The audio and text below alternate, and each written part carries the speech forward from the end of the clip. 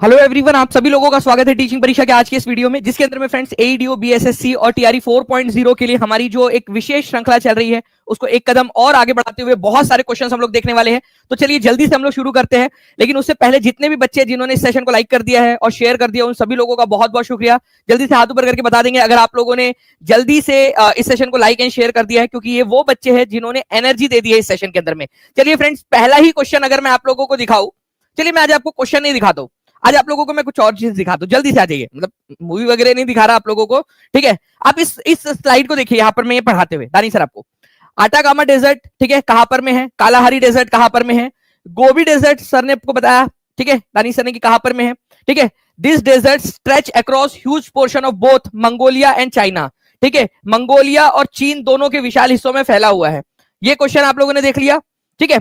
अब यहां पर मैं आप लोग आइए यूपीपीसीएस का 12 अक्टूबर का क्वेश्चन, ठीक है। ऐसे मैंने आप लोगों को जो है फ्रेंड सारा का पूरा पेपर ही दिखा दिया कि किस तरीके से वही जो है सारा का सारा, ठीक है, वही चीज आई है जो हमने पढ़ा है, ठीक है। जो पढ़ा है वही चीज आई है। और आगे मैं भी आपको बता दूं, चाहे एईडीओ हो, चाहे DSSS हो, चाहे टीआरई हो, चाहे आपका केवीएस हो, यही जो हम पढ़ रहे हैं वही आने वाला है, ठीक है। तो Gobi desert is spread across the following, ठीक है। रशिया में नहीं है, कजाकिस्तान में नहीं है, मंगोलिया और चाइना में फैला हुआ है, ठीक है। तो 1 और 2 इज द करेक्ट आंसर। यहां पर मैं आपका आंसर ऑप्शन नंबर ए हो जाएगा। कितने लोगों ने सही लगा दिया, हाथ ऊपर करके बता दीजिए।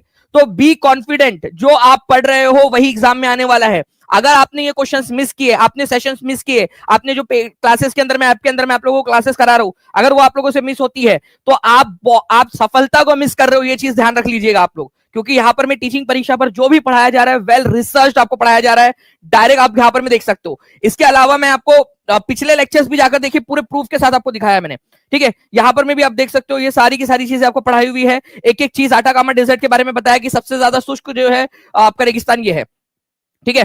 कालाहारी डेजर्ट कहां पर में है, आप लोग सर्च करके मेरे को एक बार कमेंट के अंदर में लिख देंगे। कालाहारी डेजर्ट कहां पर में, ग्रेट विक्टोरिया डेजर्ट कहां पर में है। ये दो डेजर्ट आप सभी के सभी लिख देंगे, आपको बार बार बार बार बार बार पढ़ाया है मैंने, ठीक है। तो यहां पर में आप देख सकते हो, ये गोबी डेजर्ट चाइना और मंगोलिया के अंदर में फैला हुआ है, ठीक है। ये आप लोगों ने याद रखना है।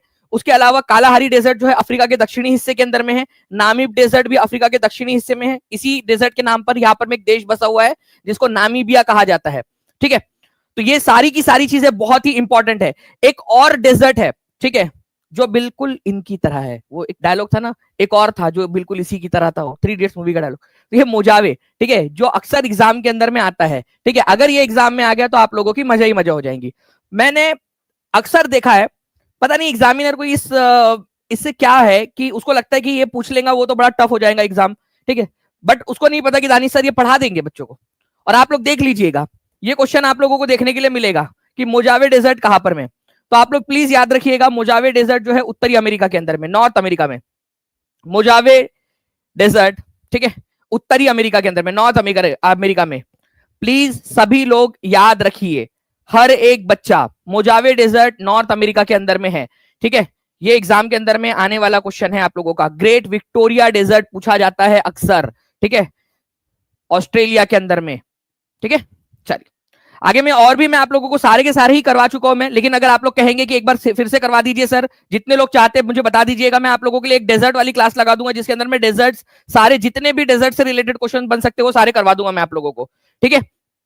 तो आप लोग बता दीजिए मुझे कमेंट के अंदर में भी, और आप लोगों के लाइक्स और जो चैट रेट है वो भी मुझे बता देंगे कि आप कितना ज्यादा इंटरेस्टेड हो यहाँ पर में इसको पढ़ने में, ठीक है। चलिए नाउ अब देखिए, 5 समुद्री तटों को हाल ही में ब्लू फ्लैग प्रमाण पत्र मिला है। अब ये ब्लू फ्लैग प्रमाण पत्र क्या होता है, देखिए आप लोग जो है बीच के ऊपर में जाते हो, आप देखते थे पहले कि बहुत गंदगी फैली हुई है, पूरा कचरा फैला हुआ है, कोई साफ सफाई नहीं है। लेकिन फ्रेंड्स जो है कुछ समय पहले ब्लू फ्लैग प्रमाण पत्र वाला एक कंसेप्ट स्टार्ट हुआ, जिसके अनुसार जो भी बीच, ठीक है, साफ होते हैं, ठीक है, जो वहां पर में समुद्री प्राणी है या पक्षी वगैरह कोई आता है अगर उड़ के उस इलाके के अंदर में, उनके लिए प्रजनन के लिए, उनके रहने के लिए जो सुविधाएं है, जो उनका नेचुरल है, वो उनको बनाए रखते हैं, उनको बिगाड़ते नहीं है।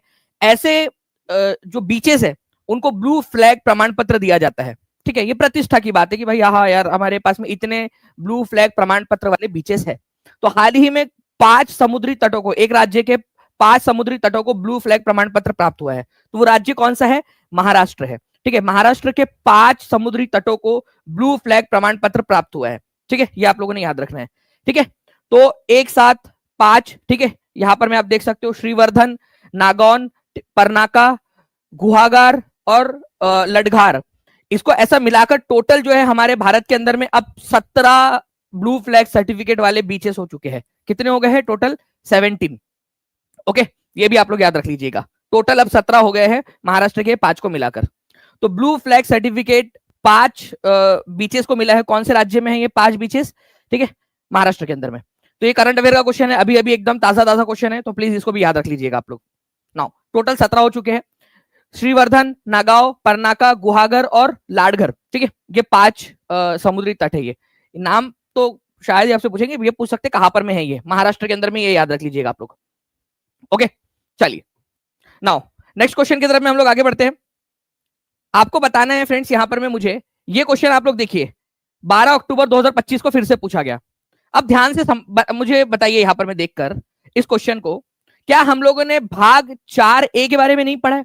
भाग नंबर 4A आपको पूरे के पूरे 25 पार्ट्स मैंने पढ़ाए हैं पेड क्लास के अंदर में, पूरे 25 पार्ट्स, ठीक है। अब प्लीज अच्छे से देखिएगा, उन क्लासेस को रिवाइज जरूर करिए आप लोग। भाग नंबर 4A के अंदर में मौलिक कर्तव्य दिए गए हैं आपके, जो कि 1976 में 42वें संविधान संशोधन के जरिए जोड़े गए थे, ठीक है। 11 आपके मौलिक कर्तव्य है। भाग नंबर 5 में मैंने आपको बताया केंद्र सरकार से रिलेटेड बात है, और भाग नंबर 6 में राज्य से रिलेटेड बातें हैं, सारी राज्य सरकार से रिलेटेड चीजें। मैं आपको एक क्वेश्चन भी दिखाता हूं जिसके अंदर में ये 2 तो आपको डायरेक्ट मैंने क्वेश्चन में ही बताया था, ठीक है। भाग नंबर जो 9 है वो आपका पंचायत से डील करता है, पंचायत। और भाग नंबर 9A जो है ना, 9A वो नगर पालिका से डील करता है, नगर पालिका, ठीक है, नगर पालिका है। तो भाग नंबर 9A डील करता है, ना कि 11 है ये, ठीक है, ये याद रखना आप लोगों ने। 11 जो है ये तो भाषा से रिलेटेड आपके। तो आपका जो तीसरे नंबर का है ये गलत है। आपसे क्या पूछा है? आपसे पूछा है कौन सा वाला सही नहीं है, ये दोनों सही है, ठीक है। आपसे कौन सा सही नहीं है ये पूछा है, प्लीज ध्यान से समझिए आप लोग क्या पूछा है। 56%, 57% लोगों ने आंसर किया है, ठीक है। तो आंसर इसका होगा ऑप्शन नंबर बी, केवल 3। ये गलत है क्योंकि आपसे गलत वाला पूछा है, ठीक है, गलत वाला आपसे। तो यहां पर मैं कौन सा वाला करेक्टली मैच्ड नहीं है ये पूछा था आप लोगों से, और आपको इसका प्रूफ दिखा देता हूं मैं। ये देखिए आप लोग दानी सर, और यहां पर मैं ये question fundamental duties part number 4A, राज्य से रिलेटेड कौन से वाले इसमें दिया हुआ है आप लोगों का, ठीक है। स्टेट से रिलेटेड 6 के अंदर में दिया हुआ है, ठीक है। ये आप लोगों को बता दिया था मैंने, सारी की सारी चीजें जो है आपको पढ़ाई हुई है, हर एक चीज। यहां पर मैं आप देख सकते हो पार्ट नंबर 9 के बारे में आपको बताया था, पंचायतों से रिलेटेड है।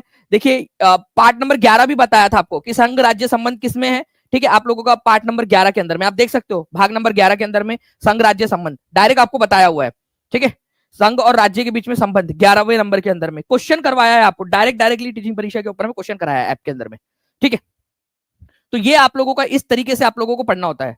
तो डायरेक्ट आप देखिए आपका पीसीएस का, जिसमें आप डेप्यूटी कलेक्टर बनते हो, उस लेवल का क्वेश्चन आप लोगों ने कर दिया है सॉल्व। तो आप सोचिए कि आप कितना ज्यादा आगे बढ़ते जा रहे हो। तो जल्दी जल्दी से, ठीक है, आप सभी के सभी बच्चे अगर चाहते हो कि ऐसे बहुत सारे क्वेश्चंस मैं करवा दूं, तो आप सभी लोग जो है मुझे बता देंगे, ताकि हम लोग और ज्यादा संख्या जो है बढ़ा सके हमारे लेक्चर की। आरआरबी, कल मैंने आरआरबी परीक्षा के ऊपर में कितने लोग थे? कल मैंने क्वेश्चन उसमें भी करवाया था आरआरबी परीक्षा के ऊपर में। तो जिन लोगों ने, जो लोग नहीं देखते आरआरबी परीक्षा के ऊपर में सेशंस को, तो आज से देखना स्टार्ट करिए आप लोग, ठीक है। साइंस के और मैथ्स के क्लासेस भी आप लोगों की होती है, उनको भी देखना स्टार्ट करिए आप लोग। चलिए आगे में बढ़ते हम लोग। यहाँ पर में 1937 में बिहार में पहला भारतीय मंत्रालय किसके नेतृत्व में अस्तित्व में आया, ये बताइए आप लोग। चलिए 500 लाइक्स के बहुत पास पहुंच चुके हैं, केवल 35 लाइक्स हम लोग दूर है। तो जल्दी जल्दी से सेशन को शेयर भी करते रहेंगे, लाइक भी करते रहेंगे आप सभी लोग। देखिए अगर मैं बात करूं फ्रेंड्स, 1937 में बिहार में पहला भारतीय मंत्रालय किसके नेतृत्व में अस्तित्व में आया था, ये एक क्वेश्चन हो गया आपका। लेकिन अब मैं आप लोगों से ये पूछना चाहूंगा कि बिहार के अंदर में 1937 का जो चुनाव हुआ था, उसके अंदर में आपको बताना है 1937 के चुनाव में सबसे बड़ी पार्टी कौन सी बनी थी और कितनी सीट आई थी उस पार्टी को। ये क्वेश्चन मैं आप लोगों से पूछना चाहता हूं, बताइए जल्दी से।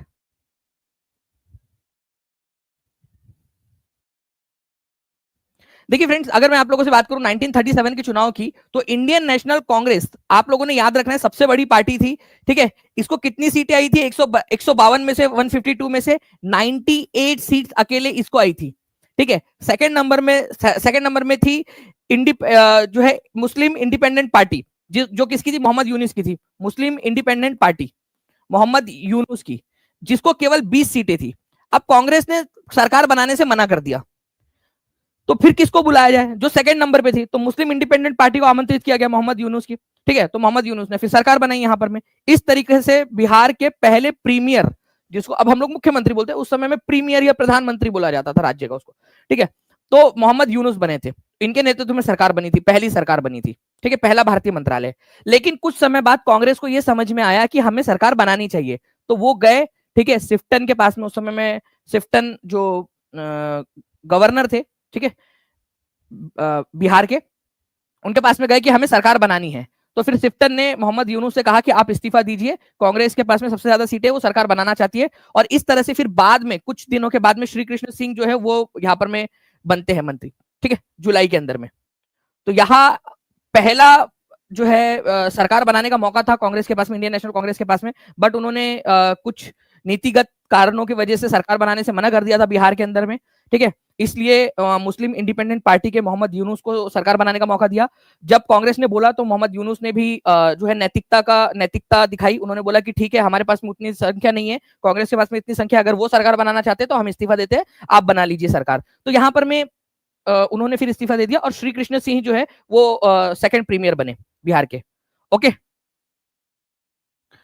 तो 1937 में पहला भारतीय मंत्रालय मोहम्मद यूनुस के नेतृत्व में आया था। ये 63वीं बीपीएससी का क्वेश्चन है, आपसे ये पूछ सकते हैं कि कौन से पार्टी के थे ये, तो मुस्लिम इंडिपेंडेंट पार्टी। ये याद रखना, आपने कितनी सीटें मिली थी इनको, 20 सीटें मिली थी केवल। कांग्रेस को 1937 के चुनाव के अंदर में कितनी सीटें मिली थी, 98 सीट मिली थी आउट ऑफ 152। ठीक है, ये भी आपको याद रखना है। ठीक है, चलिए गुड। तो इस तरीके से यहां पर में जो है आंसर आपका ऑप्शन नंबर बी हो जाएगा। तो मोहम्मद यूनुस ये बने थे बिहार के पहले प्रधानमंत्री, प्रीमियर भी बोला जाता था, अब उसका नाम मुख्यमंत्री के रूप में हम लोग लेते हैं। मुस्लिम स्वतंत्र पार्टी या मुस्लिम इंडिपेंडेंट पार्टी इसका नाम था पूरा।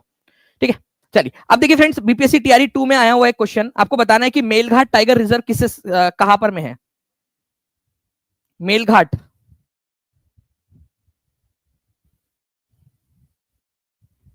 मेलघाट टाइगर रिजर्व का संबंध किससे है, उत्तराखंड से, महाराष्ट्र से, पश्चिम बंगाल से, more than one of the above, none of the above. TRE 2 के अंदर में आया हुआ क्वेश्चन।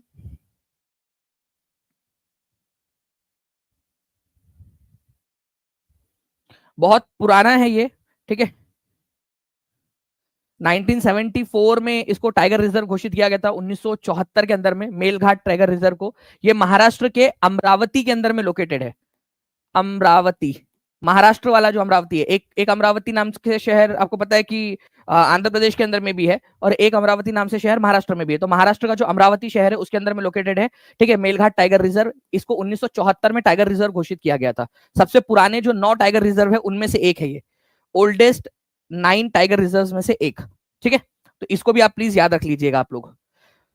और फिर बाद में यहाँ पर में मेलघाट टाइगर रिजर्व के बाद में मेलघाट वाइल्ड लाइफ सेंचुरी भी बनाई गई 1985 में। तो काफी पुराना एरिया है ये बेसिकली, वाइल्ड लाइफ सेंचुरी और टाइगर रिजर्व के मामले में। तो ये क्वेश्चन बार बार आता है एग्जाम के अंदर में, तो प्लीज इसको याद रख लीजिएगा आप लोग, कभी हो सकता है एग्जाम में आप लोगों से वापस से पूछ ले।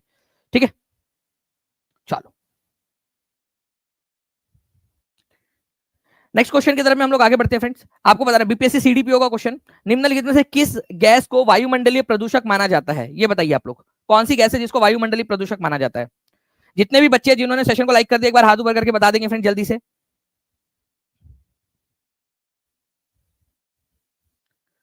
और जहां भी शेयर कर सकते हो, टेलीग्राम, फेसबुक, व्हाट्सएप, इंस्टाग्राम, आपके कॉलेज के ग्रुप्स, लाइब्रेरी के ग्रुप्स, जल्दी जल्दी से शेयर कर देंगे ताकि ऐसे ही बहुत सारे क्वेश्चंस आपको करवाए जा सके। ठीक है, तो देखिए कौन सा वाला वायुमंडलीय प्रदूषक है। ऑक्सीजन को प्रदूषक मानेंगे तो भाई सांस क्या लेंगे हम लोग। ठीक है, तो बताइए वायुमंडलीय प्रदूषक किसको माना जाता है। मैं आप लोगों को एक लिस्ट देता हूं, पहले आप इसको समझिए यहां पर में। ठीक है, देखिए यहां पर सल्फर के जो ऑक्साइड्स है, मतलब सल्फर जो गैस है और उसके जो ऑक्साइड्स बनते हैं, सल्फर डाइऑक्साइड, सल्फर ऑक्साइड वगैरह जो है, ये क्या है आपका एक तरीके का प्रदूषक है। ठीक है, नाइट्रोजन के, ठीक है, ऑक्साइड्स आपके, ठीक है, नाइट्रोजन के, ये यहां पर होना चाहिए था। ठीक है, नाइट्रोजन के जो ऑक्साइड्स है आपके, ओके, कार्बन के जो ऑक्साइड्स है, ठीक है, इनको प्रदूषक माना जाता है। पार्टिकुलेट मैटर मतलब कि जो कणिकीय पदार्थ है, जैसे धूल और मिट्टी, ये सब नहीं कि जो हवा में रहते हैं, सांस लेते हैं। आपको पता है ना, कई बार ऐसा होता है कि रास्ते से आप जा रहे हो, बहुत सारे धूल के कण होते हैं जो आपके सांसों के थ्रू आपके बॉडी के अंदर में प्रवेश कर जाते हैं। ये भी एक तरीके के प्रदूषक है। मीथेन, अमोनिया, क्लोरोफ्लोरोकार्बन, ये सारे के सारे क्या है, ये प्रदूषक की कैटेगरी के अंदर में आते हैं आप लोगों के। ठीक है, यहां पर में ऑक्सीजन और ओजोन आपका प्रदूषक नहीं है। ठीक है, तो सल्फर के जो ऑक्साइड्स है, चाहे नाइट्रोजन के जो ऑक्साइड्स है, ठीक है, पर्टिकुलेट जो कण कण है जो हवा में लटके हुए होते हैं, छोटे छोटे से, एकदम बहुत छोटे छोटे से होते हैं। आप देखना, कभी आपकी छत, टूटी हुई छत से अगर एक रे आ रही है, एक धूप की किरण, तो उसके अंदर में आपको वो कण दिखेंगे। ठीक है, हवा में जो कण होते हैं, कितने लोगों ने देखा है ऐसा? ठीक है, वो जो कई बार होता है ना, ऐसे धूप की किरण आ रही होती है, तो उसके अंदर में वो हवा में कितने प्रदूषक है वो दिखते हैं आप लोगों को। अमोनिया जो है, क्लोरोफ्लोरोकार्बन जो है, कार्बन के ऑक्साइड्स, ये आप लोगों के क्या है, प्रदूषक की कैटेगरी में आते हैं। ओजोन, ऑक्सीजन नहीं आता। ठीक है, तो आंसर इसका ऑप्शन नंबर सी हो जाएगा, सल्फर डाइऑक्साइड। ये लिस्ट आप लोगों को जो है फ्रेंड्स मिल जाएंगी आप लोगों को पीडीएफ के अंदर में, तो आप लोग इसको बार बार रिवाइज भी कर सकते हो। ठीक है, चलिए, बहुत बढ़िया। तो ये क्वेश्चन डायरेक्टली सीडीपीओ के एग्जाम में आया हुआ है, तो कभी भी रिपीट हो सकता है, तो प्लीज इस क्वेश्चन को अच्छे से याद कर लीजिए आप सभी के सभी लोग। ओके, चलो नेक्स्ट क्वेश्चन की तरफ में आगे बढ़ते हैं। निम्नलिखित में से किस गैस को वायुमंडलीय प्रदूषक माना जाता है? बी, अच्छा, आ ही गया, ओके, ठीक है, थैंक यू। मतलब हम तो सोच रहे थे कि आएगा आएगा, आ ही गया। बताइए अब, निम्नलिखित में से किस गैस को वायुमंडलीय प्रदूषक माना जाता है 2023 में? Argon, oxygen, sulphur dioxide, more than one of the above, none of the above. और आपको बता दूं फ्रेंड्स कि हमने इसीलिए आप लोगों को सारे के सारे जितने भी प्रीवियस ईयर क्वेश्चंस पेपर्स है, ठीक है, 10,000 से भी ज्यादा बिहार के previous year questions already teaching परीक्षा के एप्लीकेशन के ऊपर में प्रोवाइड कर दिए। तो निम्नलिखित में से किस गैस को वायुमंडलीय प्रदूषक माना जाता है? आर्गन नहीं है उसके अंदर में, ऑक्सीजन भी नहीं है, ठीक है, सल्फर डाइऑक्साइड आप लोगों का है, सल्फर डाइऑक्साइड, और यहीं पे सल्फर डाइऑक्साइड ही दिया गया ऑप्शन के अंदर में फिर से आप लोगों का, तो सी इज द करेक्ट आंसर। यहाँ फिर से आप देख सकते हो, ये लिस्ट आप लोगों को मिल जाएंगी, ठीक है, पूरी की पूरी। तो sulphur dioxide, nitrogen oxide, carbon के oxide, particulate matters, methane, ammonia, chlorofluorocarbon, इन सबको प्रदूषक माना जाता है। ठीक है, चलिए आगे बढ़ते हैं हम लोग फ्रेंड्स। यहाँ पर में अंग्रेजों ने भारत पर लंबे समय तक शासन किया, क्यों की? सास भी कभी बहू थी, बताइए। Liberal policies of Congress, Congress की उदार नीतियां थी, इस वजह से उन्होंने लंबे समय तक शासन किया। भारतीय नेताओं को कारावास में डाल दिया गया था, इस वजह से उन्होंने लंबे समय तक शासन किया। बांटो और राज करो की नीति अंग्रेजों ने अपनाई थी, इस वजह से लंबे समय तक शासन किया। ठीक है, मेन कारण क्या है अंग्रेजों का भारत पर लंबे समय तक शासन कर पाने का? क्योंकि अंग्रेजों ने पॉलिसी और डिवाइड एंड रूल अपना ली थी। अगर हम भारतीय लोग एक साथ रहते, एकता के साथ रहते, ठीक है, तो शायद अंग्रेज इतने लंबे समय तक शासन नहीं कर पाते जितना लंबा समय उन्होंने शासन किया। ठीक है, तो policy of divide and rule, liberal policies of Congress, यहाँ पर क्योंकि कांग्रेस की पॉलिसीज बदली थी, कांग्रेस जो है वो, कांग्रेस के अंदर में भी नरम दल गरम दल दोनों प्रकार के लोग थे। भारतीय नेताओं को कारावास हुआ, लेकिन बहुत सारे लोग बाहर भी थे, ठीक है, आना जाना लगा रहता था, ठीक है, जेल में। तो policy of divide and rule जो है ना, ये बेसिकली मेन कारण था। और अभी भी अगर हमारे भारत के अंदर में यही चीज चलती रही कि डिवाइड करो और डिवाइड एंड रूल, ठीक है, बांटो और राज करो, तो हम लोग फिर से शायद उस वाली गुलामी में ना रहे उस तरीके की, लेकिन हम सामाजिक गुलामी में, ठीक है, एजुकेशनल बैकवर्डनेस की गुलामी के अंदर में, इकोनॉमिकल बैकवर्डनेस की गुलामी के अंदर में, ठीक है, जो एक आपको सुविधाएं मिलनी चाहिए, बेसिक मिनिमम जो सुविधाएं मिलनी चाहिए, ठीक है, उसके अभाव की गुलामी के अंदर में जीते रहेंगे। तो ये डिवाइड एंड रूल जो लोग करते हैं, ठीक है, उनसे दूर रहना है आप लोगों ने। ओके, तो डिवाइड एंड रूल, इसकी वजह से ही अंग्रेज हम पर लंबे समय तक जुल्म करते रहे, शासन करते रहे। ठीक है, उनका एक ही था कि बांटो और राज करो वाला काम था। ठीक है, तो सी इज द करेक्ट आंसर। ये बीपीएससी टीआरई 2.0 के एग्जाम के अंदर में जनरल पेपर के अंदर में आया था क्वेश्चन ये। ठीक है, next question, who was appointed as the first chancellor of Bihar Vidyapeeth? चलिए, ये बहुत ही इंपॉर्टेंट क्वेश्चन है, आप बताइए जल्दी से, बिहार विद्यापीठ के पहले चांसलर कौन बने थे, कुलाधिपति?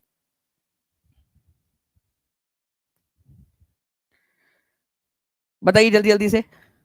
और जितने भी बच्चे हैं जो आरआरबी ग्रुप डी के लिए, एनटीपीसी के लिए तैयारी कर रहे हैं, आरआरबी, ठीक है, परीक्षा, इस चैनल को सब्सक्राइब जरूर कर लीजिएगा आप सभी लोग। ठीक है, हर रोज 3 बजे हम लोग करने वाले हैं, इस क्लास के बाद में भी हम लोग 3 बजे क्लास करेंगे। ठीक है, वहां पर मैं भी काफी सारे क्वेश्चंस मैं आपको करवाऊंगा, तो आप लोग जुड़ सकते हो उस सेशन में भी। कल मैंने आपको जो नोबेल प्राइजेस याद करवाए थे, याद हो गए आप लोगों को? अगर रिवीजन की जरूरत है तो रिवीजन कर लीजिएगा एक बार, सेशन को एक बार वापस से पूरा अच्छे से फास्ट फॉरवर्ड देखकर।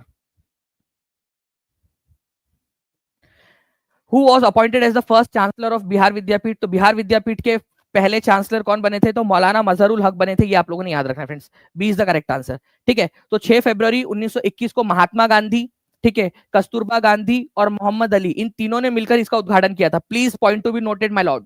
ठीक है, कि किसको, किन्होंने बिहार विद्यापीठ का उद्घाटन किया था। कई बार एग्जाम के अंदर में क्वेश्चन आता है कि किसने किया था, तो वहां पर में अकेले गांधी जी का नाम होता है तो गांधी जी हम लगा देते हैं, but along with Kasturba Gandhi ji उनके साथ में थी, ठीक है, और मोहम्मद अली ये भी थे उनके साथ में। तो इन तीनों ने मिलकर उद्घाटन किया था 6 फरवरी 1921 को बिहार विद्यापीठ का उद्घाटन। असहयोग आंदोलन के दौरान बिहार विद्यापीठ का उद्घाटन हुआ था। ठीक है, ये आप लोगों ने याद रखना है। उसके बाद में जो है फ्रेंड्स, मौलाना मजहरुल हक, इन्होंने इसके लिए भूमि दान में दी थी। ठीक है, सदाकत आश्रम के अंदर में, और यही पहले कुलाधिपति भी बने थे। ठीक है, पहले चांसलर बने, और पहले जो है कुलपति या फिर वाइस चांसलर जिसको बोला जाता है। ठीक है, तो ब्रज किशोर प्रसाद, बाबू ब्रज किशोर प्रसाद पहले इसके वाइस चांसलर बने थे। तो अगर ये क्वेश्चन आ जाए कि पहले वाइस चांसलर कौन बने, तो बाबू ब्रज किशोर प्रसाद, ये भी याद रख लीजिएगा आप लोग। तो पहले चांसलर का नाम आप लोग लिख देंगे जल्दी से। नाउ अब देखिए, who inaugurated Bihar Vidyapith on 6 February 1921? इसका आंसर हर कोई बच्चा जल्दी जल्दी से करेगा।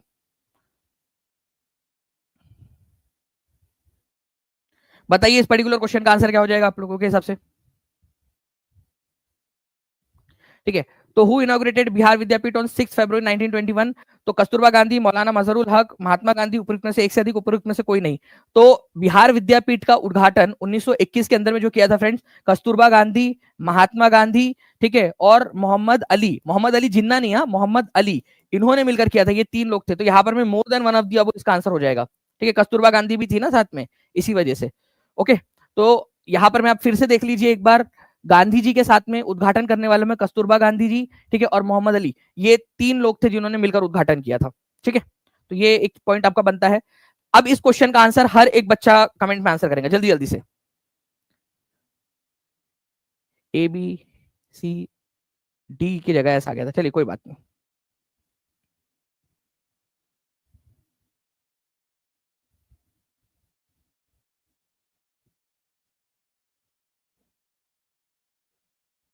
बताइए जल्दी जल्दी से आंसर क्या होगा इसका।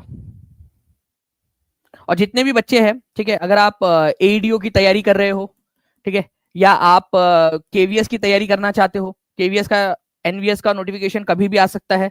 टीचिंग परीक्षा ने ऑलरेडी इसकी तैयारी शुरू करवा दी है। अगर आप DSSB की तैयारी कर रहे हो, पीआरटी हो जाए, ठीक है, या फिर टीजीटी, तो आप लोग जो है फ्रेंड नीचे में एक नंबर चल रहा है, उस नंबर पे कॉल या व्हाट्सएप आप लोग कर सकते हो। बीपीएससी एईडीओ आप लोगों को केवल 799 के अंदर में मिल जाएगा, पूरा का पूरा कंप्लीट कोर्स। ठीक है, इसके अंदर में आप लोगों की बेहतरीन लेवल के ऊपर में जो तैयारी है वो हो जाएगी, जिससे आप बहुत सारी एग्जाम्स और भी क्लियर कर सकते हो। ठीक है, और अगर आप चाहते हो कि आरआरबी की तैयारी आप लोगों की फ्री में हो जाए, तो आरआरबी परीक्षा चैनल जो है उसको आप लोग सब्सक्राइब कर सकते हो, वहां पर में भी आप लोगों को हो जाएगा। ठीक है, तो who was appointed as the first vice chancellor?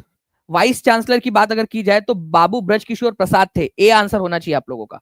ठीक है, महात्मा गांधी लगाने वालों, तुमको जनता कभी माफ नहीं करेंगी। महात्मा गांधी लगा रहे हो तुम answer, Mahatma Gandhi vice chancellor बने थे क्या इसके? ठीक है, बिहार विद्यापीठ के पहले वाइस चांसलर, ठीक है, कुलपति, वाइस चांसलर की बात हो रही है यहाँ पर में। तो बाबू ब्रज किशोर प्रसाद, अभी आपको बताया मैंने, यहाँ पर में आप देख सकते हो, ठीक है, कि बाबू ब्रज किशोर प्रसाद पहले जो है कुलपति या वाइस चांसलर बने थे, और मौलाना मजहरुल हक कुलाधिपति, चांसलर को कुलाधिपति बोला जाता है। तो पहले चांसलर थे मौलाना मजहरुल हक, और वाइस चांसलर थे बाबू ब्रज किशोर प्रसाद।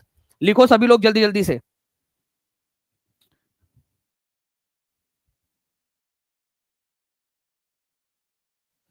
चलिए, तो आंसर ऑप्शन नंबर ए हो जाएगा इस पर्टिकुलर क्वेश्चन का।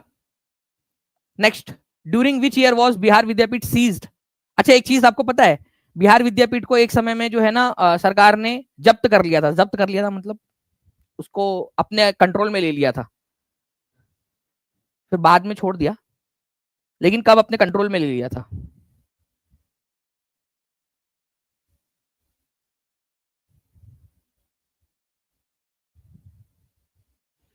तो 1942 में, ठीक है, क्विट इंडिया मूवमेंट चल रहा था। ठीक है, तो 1940 और 41 के अंदर में तो क्विट इंडिया मूवमेंट चल ही नहीं रहा था, तो भाई कैसे ले लेंगे? ठीक है, तो कुछ बच्चे यहाँ पर में हैं देख लेते कितने परसेंट बच्चे, 22 और 16% बच्चे, 22 और 16, ठीक है। बताइए 40 और 41 में तो क्विट इंडिया मूवमेंट स्टार्ट ही नहीं हुआ था हमारा, तो कैसे यहाँ पर में स्टार्ट हो सकता है? तो ये सीखने वाली चीज है। देखो एजुकेटेड गैस कैसे लगा सकते हो आप लोग, 1946 तक तो क्विट इंडिया मूवमेंट खत्म हो गया था, ठीक है। तो during which year Bihar Vidyapith ceased, कौन से समय में बिहार विद्यापीठ को जब्त कर लिया था? तो सी आंसर इसका हो जाएगा आप लोगों का, ठीक है। ये याद रखना है। और कब इसको छोड़ दिया गया था, या कब जो है रिलीज कर दिया गया था बिहार विद्यापीठ को अंग्रेजों ने अपने कब्जे से, कि 1946 में उसको रिलीज कर दिया था उन्होंने, ठीक है। तो 1942 में बिहार विद्यापीठ को अपने कब्जे में ले लिया था, मतलब 4 साल तक अंग्रेजों के कब्जे में था बिहार विद्यापीठ, ओके, क्विट इंडिया मूवमेंट के समय काल के अंदर में। तो ये भी एक इंपॉर्टेंट क्वेश्चन है आप लोगों का, प्लीज इसको स्क्रीनशॉट ले लो, चाहे इसको याद रख लो, कैसे भी करिए, बट इसको बार बार रिवाइज जरूर कर लेना है आप लोगों ने। ये क्वेश्चन आ सकता है एग्जाम के अंदर में आप लोगों का। सब बच्चे, सभी बच्चे एक बार जल्दी से कमेंट के अंदर में लिख देंगे। और हम लोग बहुत स्पीड से जो है यहाँ पर में बच्चे जुड़ते जा रहे हैं, जल्दी जल्दी से सेशन को लाइक भी कर देंगे और शेयर भी करते रहेंगे आप लोग,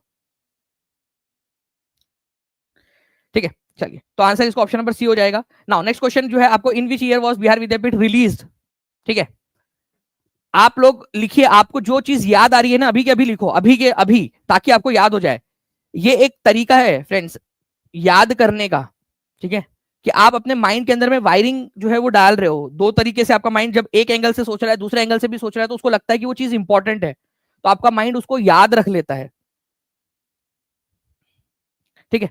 तो लिखो उसको, 1942 के अंदर में उसको सीज कर लिया गया था, जब्त कर लिया गया था, और 1946 के अंदर में रिलीज कर दिया गया। इसी वजह से इसका आंसर ऑप्शन नंबर सी होगा। जब आप इस तरीके से सोचते हो ना, तब आप लोग जो है मल्टीपल ऑप्शंस वाले जो क्वेश्चंस होते हैं, या नन ऑफ द अबव वाले टाइप के क्वेश्चन होते हैं, मोर than one of the above वाले क्वेश्चंस होते हैं, वो ज्यादा अच्छे से आप लोग सॉल्व कर पाते हो, ठीक है।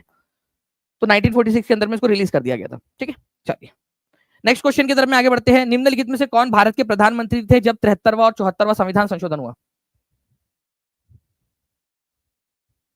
अब ये क्वेश्चन में जो है फ्रेंड्स आप लोगों को क्यों दे रहे हैं यहाँ पर में, हम मेहनत कर रहे हैं आप लोगों के लिए कंटिन्यूअसली।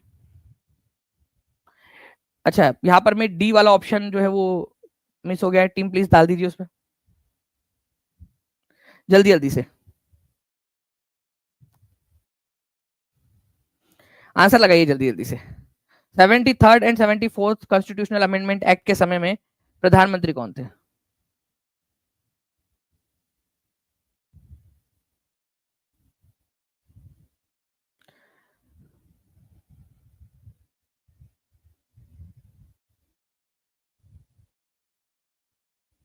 चलिए, तो देखिए फ्रेंड्स, ये इसका आंसर बताने से पहले मैं आप लोगों को एक क्वेश्चन दिखाना चाहूंगा, एग्जाम में आया आप लोगों का। निम्न में से कौन भारत के प्रधानमंत्री थे जब 73वां और 74वां संविधान संशोधन अस्तित्व में आया? इसके अंदर में आप लोगों को दिया हुआ था 1992 में। आप लोगों को पता होना चाहिए कि ये दोनों अमेंडमेंट हुए थे। 73वां संविधान संशोधन किससे रिलेटेड है? पंचायती राज से। 74th नंबर का संविधान संशोधन जो है ये रिलेटेड है आप लोगों का नगर पालिका से, ठीक है। ये इस समय में थे पीवी नरसिम्हा राव। बट हम आपको थोड़ा सा जो है एक तरीके से प्रिपेयर करवाना चाहते हैं, ठीक है। हम चाहते हैं कि आप ज्यादा बेहतर तरीके से सोचने लायक हो जाए, बाकी लोगों से आगे रहे। इसी वजह से ये क्वेश्चन आप लोगों के लिए क्रिएट किया। आप देख सकते हो यहाँ पर में, जहां पर में answer none of the above है, ई आंसर होना चाहिए आप लोगों का यहाँ पर में, ठीक है, okay, none of the above. क्यों? क्योंकि आपका यहाँ पर में पीवी नरसिम्हा राव दिया नहीं है, यहाँ पर में पीवी नरसिम्हा राव जो है वो दिया नहीं है ऑप्शन के अंदर में, इस वजह से, ठीक है। तो पीवी नरसिम्हा राव नहीं दिया है, इसी वजह से आंसर इसका ऑप्शन नंबर ई आप लोगों का हो जाएगा। तो ये सोचने वाली क्षमता विकसित करनी है आप लोगों के अंदर में, और ये कब होगा? जब आप इस तरीके के क्वेश्चंस की प्रैक्टिस करोगे, ठीक है। अब याद रहेगा आप सभी लोगों को हमेशा? जल्दी से बता दीजिए, अगर अब याद रहेगा तो हाथ ऊपर करके बता दीजिए। और अगर ऐसे क्वेश्चंस और चाहते हो कि इस तरीके के और भी क्वेश्चंस मैं आपको करवा दूं, तो भी आप मुझे बता दीजिएगा, ताकि इस तरीके के क्वेश्चंस को और ज्यादा आप लोगों के लिए करवा दिया जाए, ठीक है। चलिए गुड।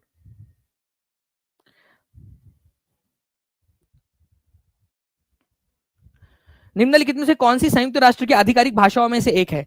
यूनाइटेड नेशंस की आधिकारिक भाषाओं में से एक है।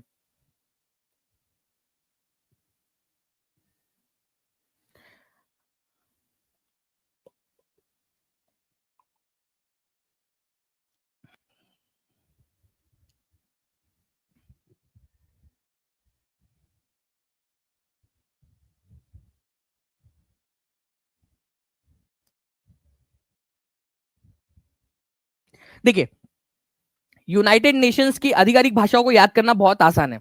आप लोगों को पता होना चाहिए कि 5 इसके परमानेंट मेंबर्स है। यूनाइटेड नेशंस के 5 परमानेंट मेंबर्स है, ये सबको पता है क्या? ठीक है, यूनाइटेड नेशन सिक्योरिटी काउंसिल के 5 परमानेंट मेंबर है जो जीते थे, युद्ध जीते थे सेकेंड वर्ल्ड वॉर।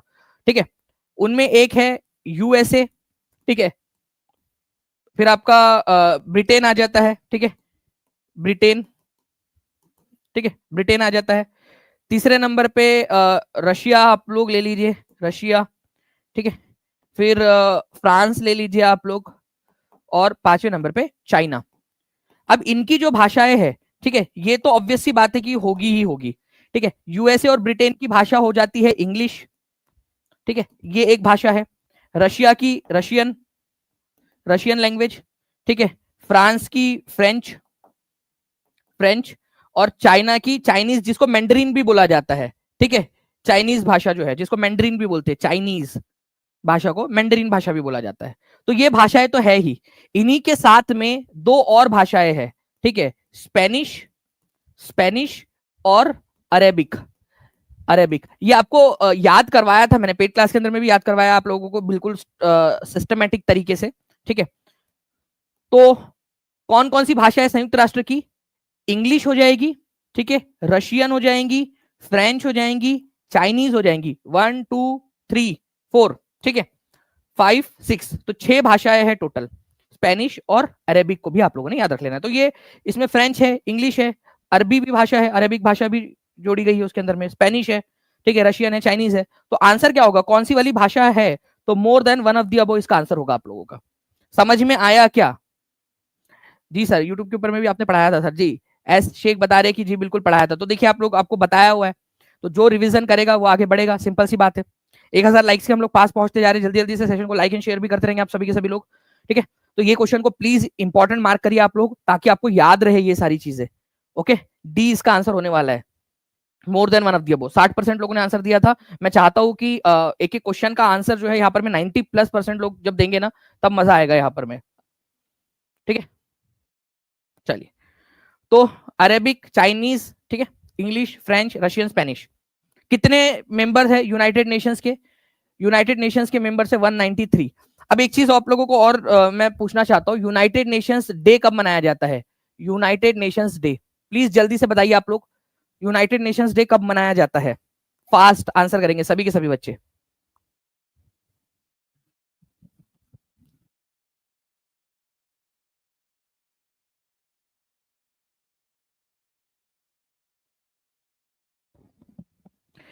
कब मनाया जाता है? बहुत बढ़िया, ठीक है, 24 अक्टूबर, क्योंकि 24 अक्टूबर 1945 को आधिकारिक रूप से यूनाइटेड नेशंस की स्थापना हुई थी, इसी वजह से 24 अक्टूबर को मनाया जाता है। ये क्वेश्चन अपने आप में इंपॉर्टेंट है, 1 नंबर का आता है ये, यूनाइटेड नेशंस डे कब मनाया जाता है।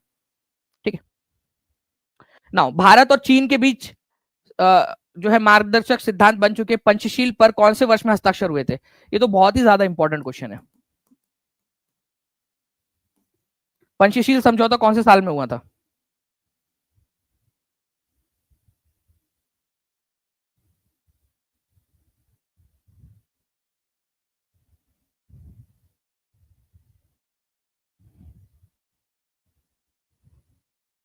तो भारत के उस समय के प्रधानमंत्री पंडित जवाहरलाल नेहरू, और चाइना के उस समय के प्रधानमंत्री चाउ एन लाई, ठीक है, चाउ एन लाई, इन दोनों के बीच में एक समझौता हुआ था, पंचशील समझौता, जिसके बीच में दोनों ने हिंदी चीनी भाई भाई का नारा दिया गया था उस समय में। ठीक है, तो 1954 के अंदर में ये समझौता हुआ था, ये याद रखना है आप लोगों ने, 1954 में। ठीक है, तो ए इज द करेक्ट आंसर। 57% लोगों ने सही आंसर दिया था इस पर्टिकुलर क्वेश्चन का। तो आंसर इसका हो जाएगा ऑप्शन नंबर ए, पंचशील समझौता, जवाहरलाल नेहरू, और उस समय में प्रीमियर कौन थे? चाउ एन लाई। ये भी आप लोगों को बता देता हूं मैं यहाँ पर में, चाउ एन लाई, प्लीज इसको याद रखिएगा, चाउ एन लाई, ये चाइना के पहले प्रधानमंत्री थे, और उस समय में हमारे भारत के पहले प्रधानमंत्री जवाहरलाल नेहरू, इन दोनों के बीच में समझौता हुआ था। ठीक है, 5 मूलभूत समझौते थे, इसी वजह से इसको हमारे भारत की तरफ से पंचशील समझौता नाम दिया गया था। ठीक है, चलिए, अब ये क्वेश्चन देखिए फ्रेंड्स, बहुत ही इंपॉर्टेंट क्वेश्चन है। प्रथम पंचवर्षीय योजना, ठीक है, 1951 से 56 की योजना का मसौदा किसने तैयार किया था? वैसे ये हैरोल्ड डोमर मॉडल पर आधारित थी, हैरोल्ड डोमर जो मॉडल है उस पर आधारित थी, लेकिन इसका मसौदा भारत के अनुरूप किसने तैयार किया था? उस समय एक यंग जो है अर्थशास्त्री थे, ठीक है, बताइए जल्दी से। उनको आर्किटेक्ट कहा जाता है इस पर्टिकुलर योजना का, एक यंग इकोनॉमिस्ट उस समय के, जिन्होंने तैयार किया था इसको। इंपॉर्टेंट है ये क्वेश्चन बहुत ज्यादा, ठीक है।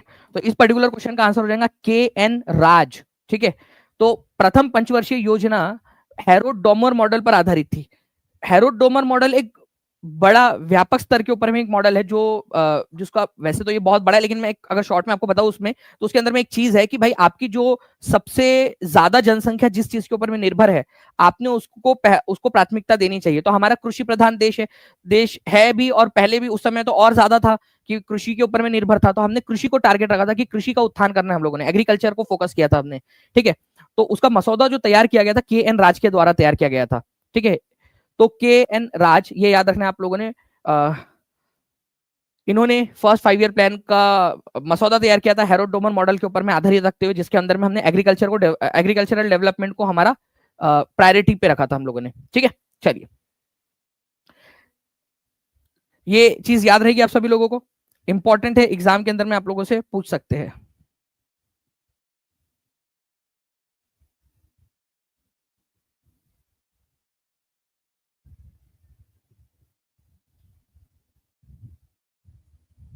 चलो, नेक्स्ट क्वेश्चन की तरफ में आगे बढ़ते हैं फ्रेंड्स। आप लोगों को बताना है भारत के केंद्रीय मंत्रिमंडल में अधिकतम कितने मंत्री शामिल हो सकते हैं। ये क्वेश्चन का आंसर मैं देखना चाहूंगा कितने बच्चे बता रहे हैं।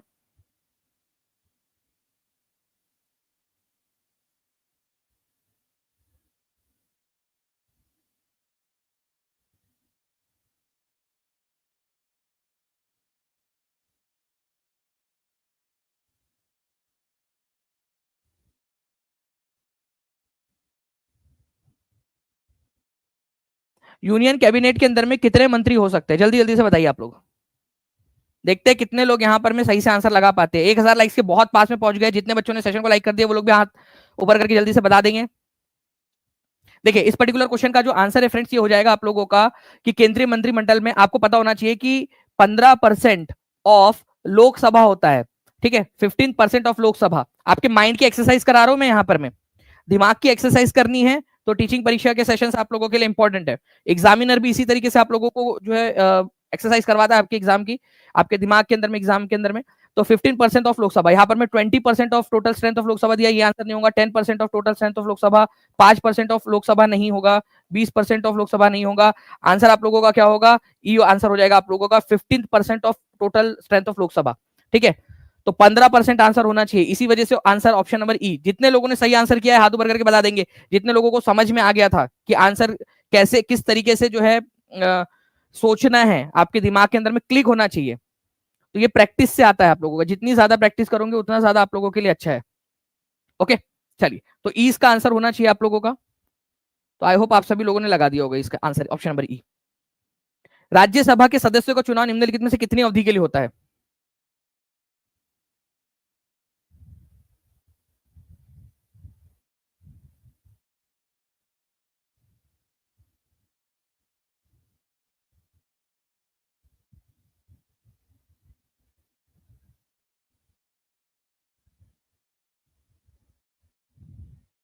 चलिए, तो देखिए फ्रेंड्स, यहाँ पर मैं राज्यसभा के सदस्यों का जो चुनाव है वो 6 साल की अवधि के लिए होता है। वैसे राज्यसभा का कोई कार्यकाल नहीं होता, राज्यसभा तो परमानेंट हाउस है, राज्यसभा कंटिन्यूस चलती है, राज्यसभा का कोई कार्यकाल नहीं होता।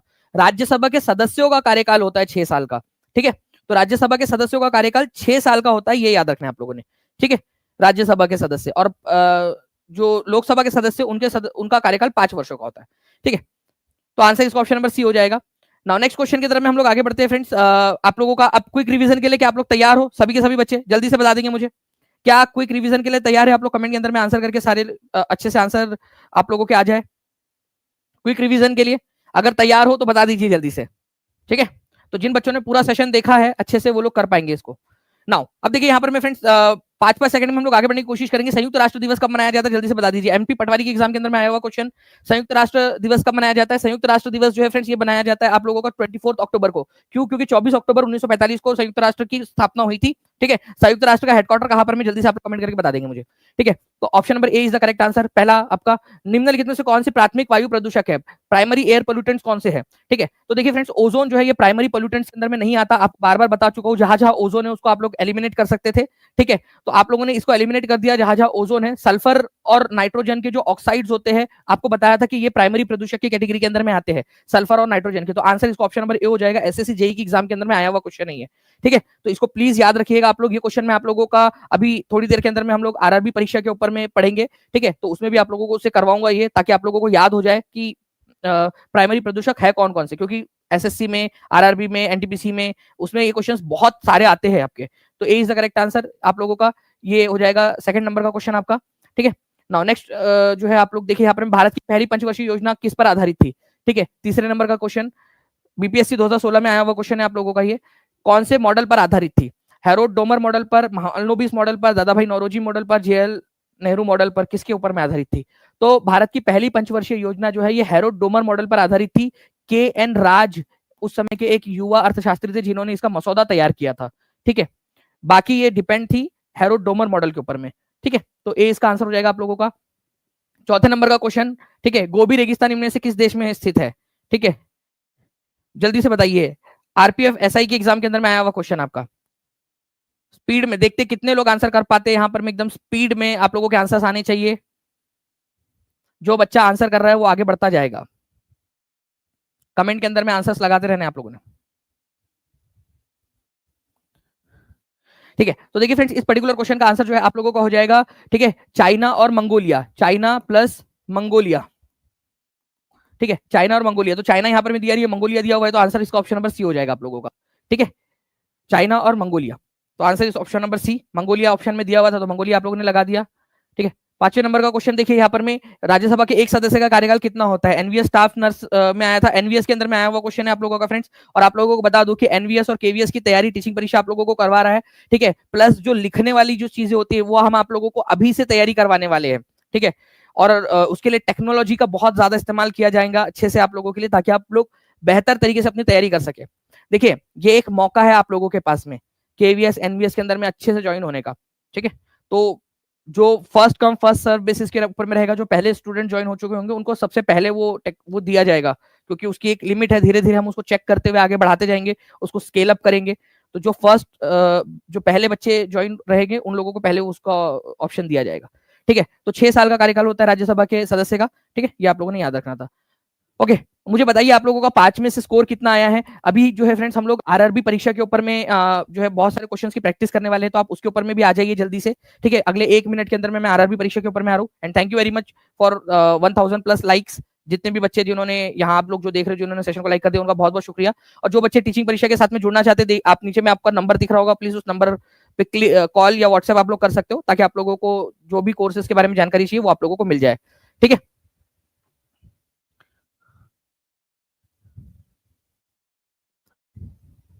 चलिए, तो मिलते हैं हम लोग फ्रेंड्स हमारे आरआरबी परीक्षा के ऊपर में 1 मिनट के अंदर में। जितने भी लोग वहां पर में जुड़ रहे हैं जल्दी से बता देंगे, और वहां पर में जाकर आप लोग लिख दीजिए कि जी सर, आज वहां पर में भी हम लोग जो है क्विक रिवीजन करेंगे। जितना भी आप लोगों ने पढ़ा होगा उसकी क्विक रिवीजन वहां पर में भी हम लोग कर लेंगे।